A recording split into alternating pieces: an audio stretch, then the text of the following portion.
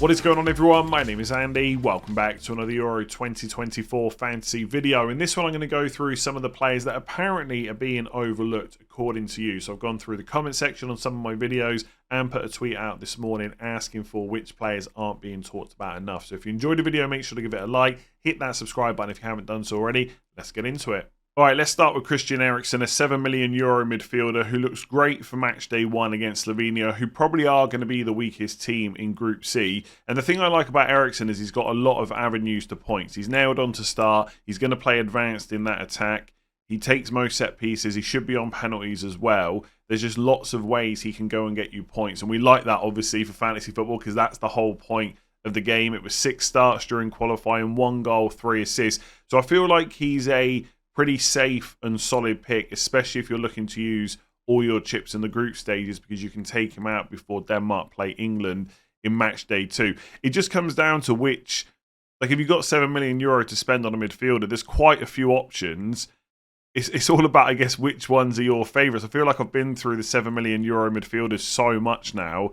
Just taking a look at the options here, if I just bring them up a second.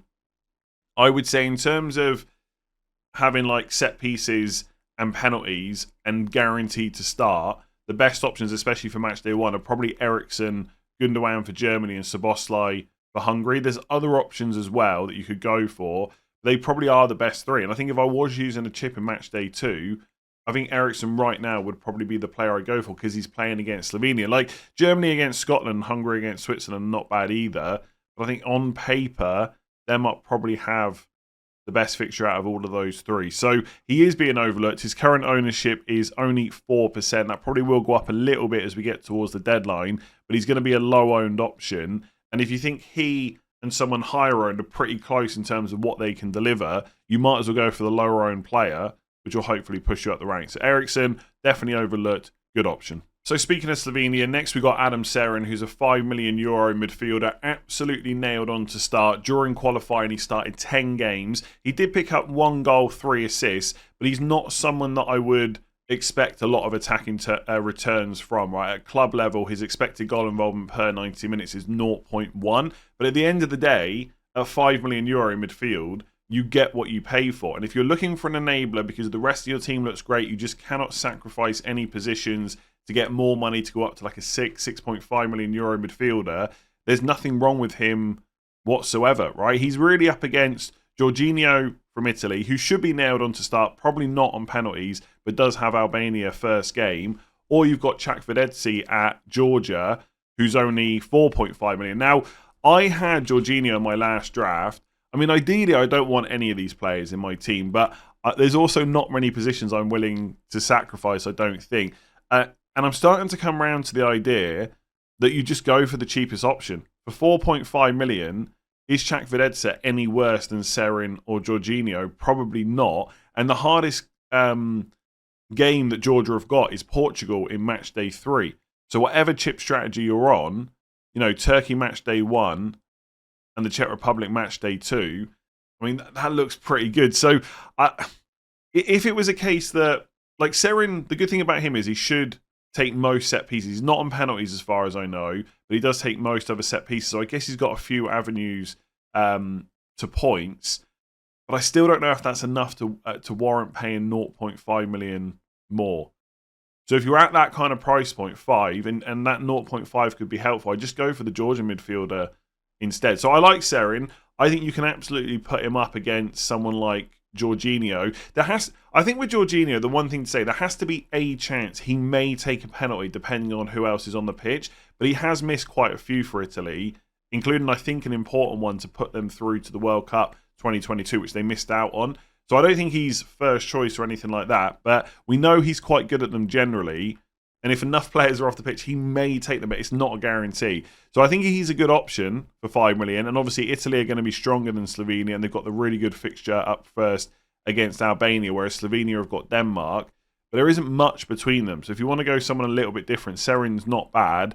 I think for 4.5 million, you also get someone else that's nailed on as well. So next up is Trent Alexander-Arnold, a player that I put in my players to avoid video about a week or so ago, but some people still think that he's not being talked about enough and is definitely being overlooked. Actually, in terms of overall ownership out of all Euro 2024 fantasy managers. He's owned by 15%, which is actually quite high compared to some of the other players on the list. But right now, with everything we know, I would stick to what I said before and avoid him, because we do not know if he's going to play. It's as simple as that. And I'm sure lots of people expect him to be in that England 11, but it is not guaranteed, right? He's not going to play right back. That will be Kyle Walker. I personally would like to see Trent there because I think he offers so much more going forward. But we know that Southgate's going to go with the safety of Walker. And then he could play in midfield, but you've got Wharton, Gallagher and Mainoo that can also play in that one spot next to Rice. It's not like there's two midfield spots open. It's just one. And it could be Trent. He was given the number 8 shirt for England. And if you look at the squad numbers, every other player from 1 to 11, you would expect to be in Southgate's first choice 11 when they're fit. So it might be that Trent is first choice for that spot next to Rice, but I just don't think anyone can guarantee that. And also, I don't know if him playing midfield makes him a more exciting option, especially when he's 5.5 million. Like, you can get cheaper England defenders that are going to start and can still obviously get you those clean sheets. And in fantasy football, we do want players that are listed as defenders or midfielders that maybe play in the front three or something like that. I mean, that's ideal. Imagine Frimpong for the Netherlands if he plays right wing. But with Trent, I think he's probably just as attacking, if not more, from that right back position. So I would just avoid him. I think for 5.5 million, you can get players that are just as likely to go and get you an attacking return, but are definitely going to start, right? And may even get further forward. I actually think Trent would be better from right back. So is he being overlooked and not talked about enough? Maybe. He's 15% owned. I just wouldn't go for him. Like, if we get some kind of leak that he's going to play, then great. Maybe you take that opportunity to put him in. But right now, I just wouldn't do it. So this next player could be interesting. Alexander Bar for Denmark. He's 4.5 million euro defender. But importantly, Denmark play with a back three. So when he does play, he's their right wing back. He got 3 starts during qualifying, 1 assist. And at club level, his expected goal involvement is 0.19 per 90 minutes. So if he does play, there is definitely potential there for attacking returns. And at that price point, he's $1 million less than someone like Joachim Mæhle. And as we know, they got Slovenia in match day 1, more difficult game against England in match day 2. Now, Denmark have played 2 friendlies ahead of the tournament against Norway and Sweden.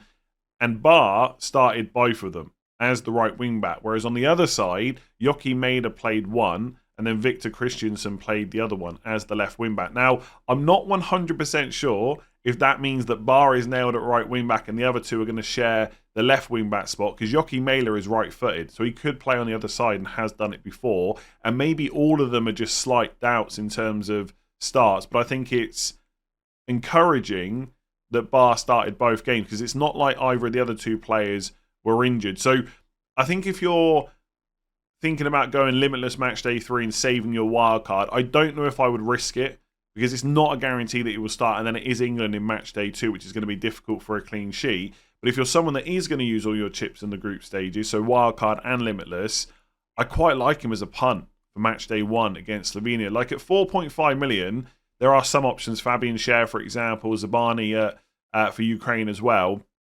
But it's not a huge amount of standouts. So for Slovenia, potentially getting a right wing back, I really like Bar. I just probably wouldn't do it if you're only looking to use 1 chip, and that's in match day 3. So next up is Timothy Castagne, a 5 million euro defender for Belgium, who've got good fixtures throughout the group stages. So it's Slovakia, then Romania, then Ukraine. And I have touched on him briefly in other videos, and I do think there's potential there, right? He's nailed on, could get forward and get you an attack and return. The problem is that Fast is a 4 million euro defender that also plays for Belgium, and he looks like he's going to play too. There was some people saying there's question marks over his minutes, and I know Belgium have got a couple of injuries in, centre-back positions as well. But ultimately, Fast has started every game during qualifying. He started the last 2 friendlies as well. I just don't think there's really too many doubts about him being in that first 11 for the Slovakia game in match day 1. So can Castagne offer more for 1 million?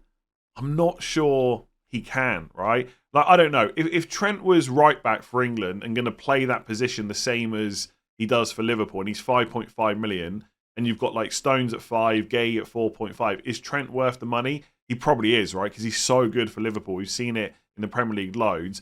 I'm just not sure Castagne is quite as much of an upgrade over Fast. So I think I'd only go for Castagne if I was doubling up on the Belgian defence, and I actually don't mind that at all. I know a lot of people are a little bit down on them defensively, but I think the group looks good, and for 4 and 5 million, I think they're both pretty good prices. But if I was only picking one, like 4 million defenders that are going to start are quite rare. I just don't think you can make a good case for Castagne over Fast instead. So next up is Shaqiri, a midfielder for Switzerland that has a great record for his country and will only cost you 6.5 million euro, and yet he's only owned by 2% of all managers. And I think some of that is down to the fact he's gone to the MLS and hasn't necessarily performed at the levels we've come to expect from him. And obviously he is getting a bit older. All players decline eventually. But for 6.5 million, knowing that he always delivers for Switzerland, I think he's probably on most set pieces and should still take penalties as well. That's a pretty good price, especially with Hungary and Scotland first 2 match days. You wouldn't necessarily want him against Germany in match day 3, but for the first 2 games, I think he's solid. I'm really starting to come round to him because I get it, right? Maybe he's not as good as he was, but even during qualifying, 7 starts, 2 goals, 3 assists, he tends to deliver when he plays for Switzerland, right? And if you look at the other 6.5 million euro midfielders, there's some good options in there, right? Rodri for Spain, I really like. Should take penalties, good for ball recoveries, but he's not going to be as attacking from open play. He can deliver. We've seen it from Man City, right? Plenty of times, but it's not necessarily what's going to happen. He's 25% owned. Like, is he that much better than Shaqiri? I don't know. 25% versus 2%. I'm not convinced about that. McTominay, I would probably ignore for match day 1. I don't mind him for Switzerland and Hungary, but I'm not sure he's worth putting in straight away, although he has scored a lot of goals for Scotland. Çalhanoğlu for Turkey also looks great against Georgia match day 1. Another player that should be on all set pieces and takes penalties. Maybe you can make a case that he is better than Shaqiri, but then Turkey play Portugal in match day 2. So if you're someone that's looking to maybe limitless in match day 3, I think I'd rather have Shaqiri for the first 2. So I don't think there's a huge amount of other standout options at that 6.5 million price point. I feel like, I don't know, this is more of an overall point, not necessarily at this particular price point, but it is like a short format game. You put someone in, you're not going to have them in for 4 or 5 weeks hoping that they get something. You're almost taking a punt.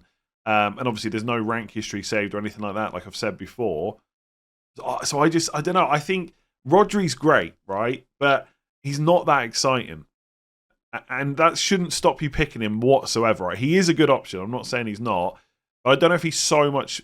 I don't know if he's worth that extra high ownership that he's got, right? Maybe he is. Maybe he'll be great for Spain. I don't know. I like Shaqiri. I would ignore the fact of what's happened in the MLS. I think playing for Switzerland, he always delivers. He's shown that again during qualifying, which was not that long ago. And the first 2 fixtures are pretty good. So I like him. 6.5. I mean, I think you can make an argument that he's almost as good as a lot of the 7 million euro midfielders as well. But obviously, you save a bit of money that you can spend elsewhere. So yeah, I like him. Will he be in my team? I don't know. There's so many good options. And like I said, it's only, you're only likely to have them in for a couple of games before you start using a chip. But yeah, I think he's good. I think he's really good and probably worth more than 2% ownership. So next we got Vitinha, a 6 million euro midfielder for Portugal. And Portugal, like Belgium, have pretty good fixtures throughout the group stages. So it's Czech Republic first, then Turkey, then Georgia. I'm not quite sure what to make of him, right? At club level for PSG, it's 7 goals, 4 assists in 28 games, which is not that bad. And his expected goal involvement per 90 minutes is 0.26. So it's okay. He's going to get a bit of a chance to go forward, but he's not an attacking midfielder. Like if Portugal are going to play Paulinho, he will be the most defensive midfielder you would assume in that Portugal side. So Vitinha might get a bit of a chance to go forward, but he's not going to be like a Bernardo Silva or a Leao or Fernandes or someone like that. But obviously he's also not priced at that kind of level either. So part of me thinks the fixtures are good. They should get a lot of possession. He might be able to get forward a little bit, and he has shown at PSG that he can score, get assists. But for international, he's played 17 games, 1 assist, but he only started 6 games.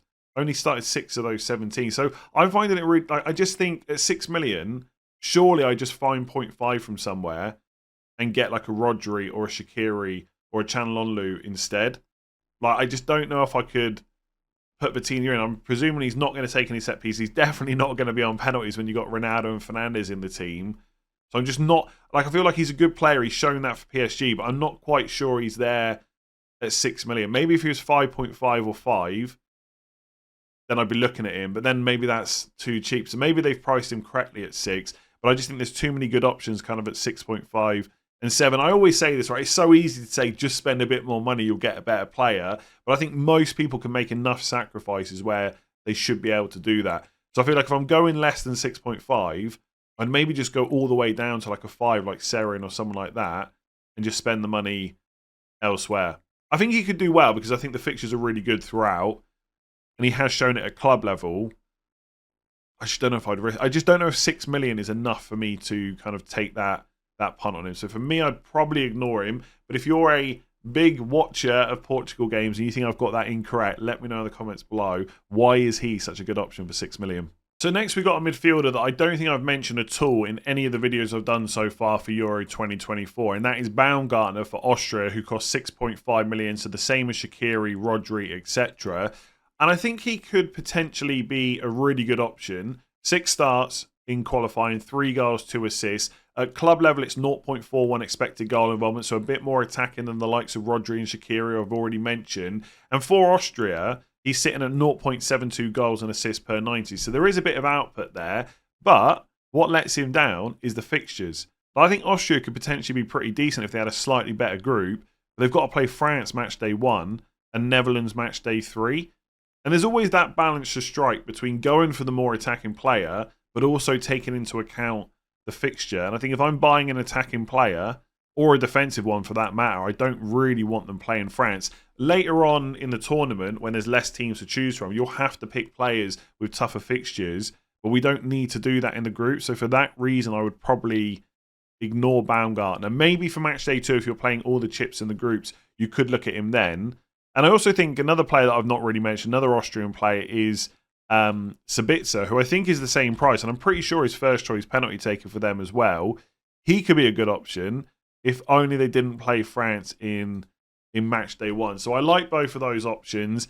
And look, at 6.5 million, it's not like they're expensive, but you can get players at that price point, or even 7 million, that have got slightly better fixtures. So maybe in match day 2, we'll look at them again. But I think for match day 1 against France, you'd probably ignore him. So next up is Leandro Trossard, an €8 million midfielder for Belgium. And I've already mentioned that Belgium have got good fixtures throughout the group stages. And Trossard is an excellent player. We've seen it for Arsenal. He's sitting at 0.58 expected goal involvement per 90 minutes. 4 starts during qualifying, 2 goals. We know he can deliver. The thing that I'm still struggling with, given that we're not that far away from the deadline now, is he worth 0.5 to 1 million more over all those other midfielders that we get to choose from? And I'm not fully convinced he is. I think a lot will come down to when you're playing your chips. If you're going for limitless match day 3, he's a really solid option for Slovakia and Romania that you know is going to start. Maybe in that case, to get someone that you don't really want to use a transfer on, you just pay the extra for him. But if you're going to wildcard in match day 2 or limitless, whatever it is, and then use the other chip in match day 3, can you save some money by going for a 7.5 player like Wirtz or a €7 million player like Gundogan and just have that money to spend elsewhere? Maybe that's enough to upgrade your 4.5 million defender to an attacking 5.5 instead. That's really where I'm at with Trossard. It's not that he's a bad option. In his own right, I think he's actually pretty great. But there's a lot of options that are a bit cheap. Like, he's the only €8 million mid. Straight away then you go down to Wirtz at 7.5. You got Modric at 7.5. Not really someone that I would go for. He should take penalties, but not an option for me. Almost not necessarily nailed on. So you are pretty much going straight down to the 7s. And I've spoken about them a lot, so I won't go through it again.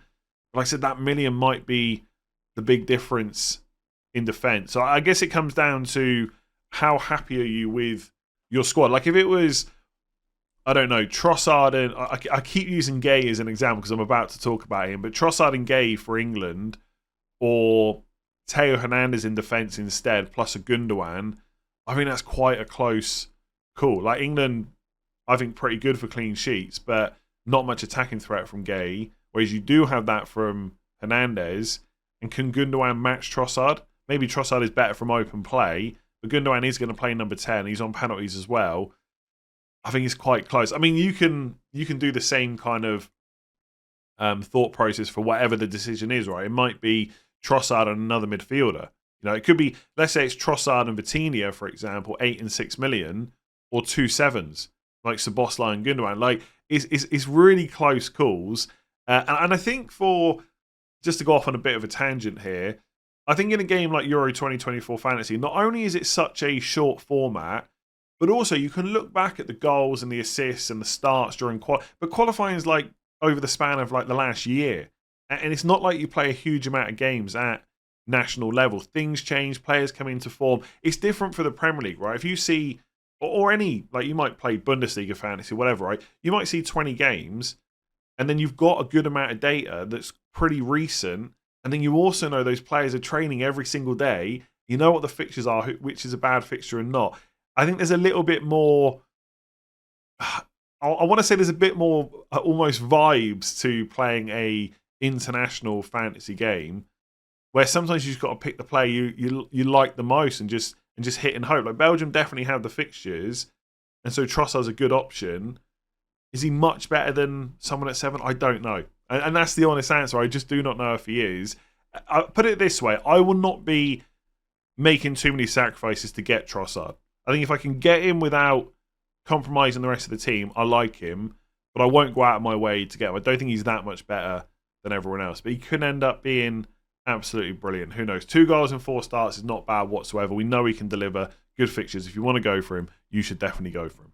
So next up is the player I've mentioned a couple of times during this video, and that is Mark Guéhi, a 4.5 million euro defender for England, just 1% owned, but he is definitely going to start now. Harry Maguire is not in the squad. It's going to be him and John Stones as the centre-back partnership if they're both fit. And he doesn't offer a huge amount of attacking returns, but for 4.5 million and one of the best defences at the tournament, I think that's a good option. Like Kyle Walker for 5.5, I just wouldn't go there. He doesn't offer enough going forward. Trippier at 6 million is only going to be in the team until Luke Shaw is back. And as a left back, Trippier is kind of limited in what he can do from an attacking sense. And John Stones is probably a little bit better from set pieces in terms of goal threat, but I still wouldn't pay that extra 0.5. And I mentioned Guéhi in my recent draft video, and a lot of the replies were how weak England are, but I think that's doing them a little bit of a disservice. Like the defence is not quite where you'd want it to be at. I think the first choice is Walker, Stones, Maguire and Luke Shaw.